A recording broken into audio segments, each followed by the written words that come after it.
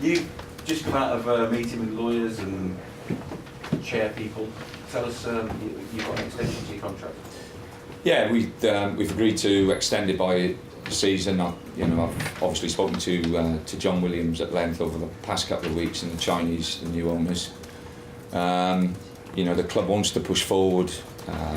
They want to do it in a structured way. They want it to be organised in a way that they're not going to throw hundreds of millions at it. They want to do it step by step. They want to do it in a controlled manner. And I think the fact that they want to do it that way, is what I like doing. I like staying at clubs and building clubs and working them through. And I think, we've got 18 months now to get a stronger foundation, to bring in hopefully better players and take the club further forward. And that aim of being a top 10 Premier League club, a club that can have a squad in depth, strong enough to compete in all the cup games as well, is something that we're going to try and achieve. You like building. 18 months doesn't seem to me to be a long time to build. Well, I know the football club now. I know how it's worked. I know how it's done. And Jeremy's left the base. Has worked hard on leaving a base. Now what we have to do is go from that base to push forward. And I think speaking to the Chinese owners, speaking to John, they're very, very keen now to be, to try and get to that next step if they can. But they won't do it. They won't do it by throwing hundreds of millions of pounds at it. It's not a rolling contract, is it? Because I know you want to. No, there's. I haven't signed a rolling contract since I left. Where was it? Priestfield, I think, 20 years ago. But you wanted this to be. You were quite happy for this to be your last job, wouldn't you? If you got a decent contract. No, not at all.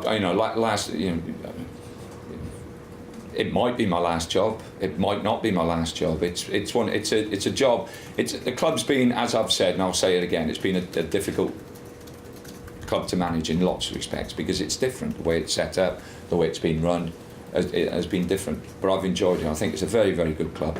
I think it can get better. It has to get better. And given the opportunities and the chance, and speaking to, like I say, the people above, that opportunity and that chance now to grow, not overnight, but gradually, and doing it in a proper way, appeals to me. Do you hope, like Peter Coates did at Stoke, that they actually listen to you in rebuilding? No, I don't think it's just listening to me. I think the most important thing, I think if you're running a football club, everybody has got to be pushing in the same direction. I think there's a point that everybody should be pointed at, and everybody should be focused on. And that's what the club and good clubs do, and especially clubs of West Brom's ilk, and you all have to be together. You all must be guided in that one direction, and I think that's what we've got to do. We've got to get everything together. John Williams has been very, very open and very honest in what he did at Blackburn and the way they did it at Blackburn, which was very similar to what I've had before in my management career. And I'm just hoping and praying now that we get enough points now to the window and we can improve it in the window again. And I'm not looking to bring lots and lots of players in.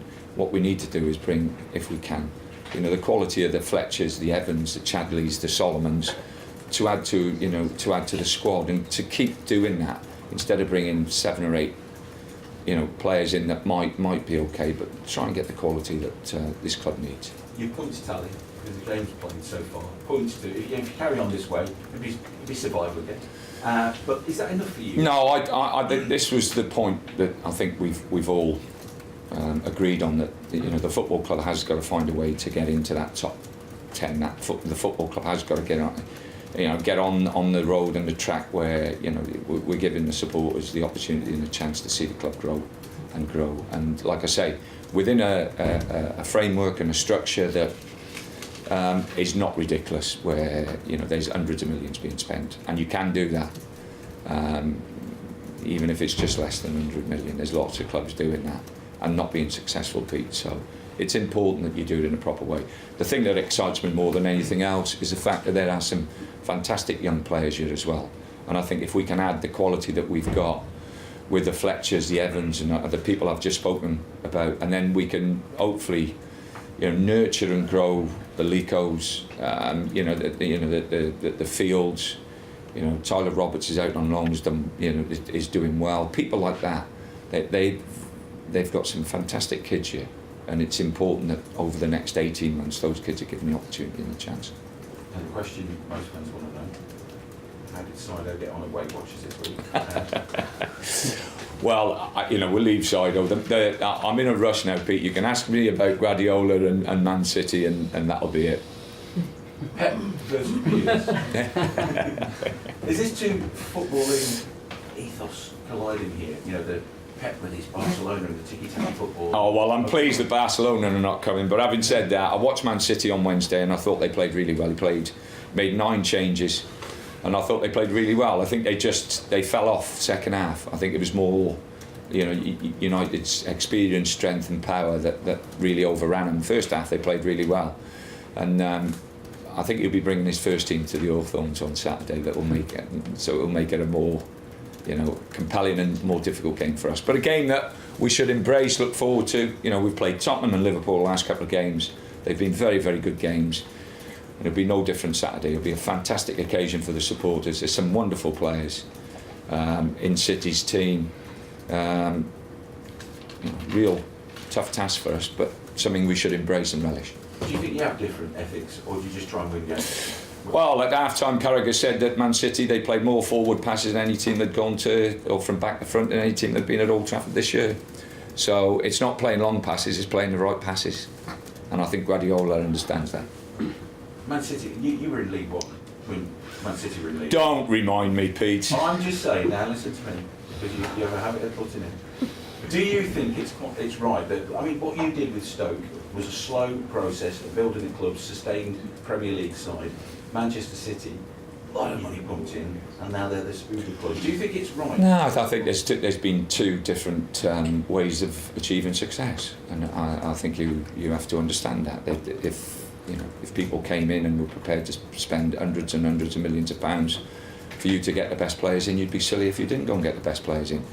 We did it a different way, and at the football clubs I've been at that have been successful, we've done it in a structured manner, step by step, slowly but surely, and the foundations were laid at those football clubs for years to come, and that's the way I've done it. That's the way my management has developed over the years. Obviously with the top clubs, with the top income and the top money to spend. They want to do it. They want to win the Champions League, and if you're going to win the Champions League, you have to throw money at it. You left it off. What is the situation with Sido? Is he looking better? He's looking magnificent, Pete. Who's in, who's out? Give us the fitness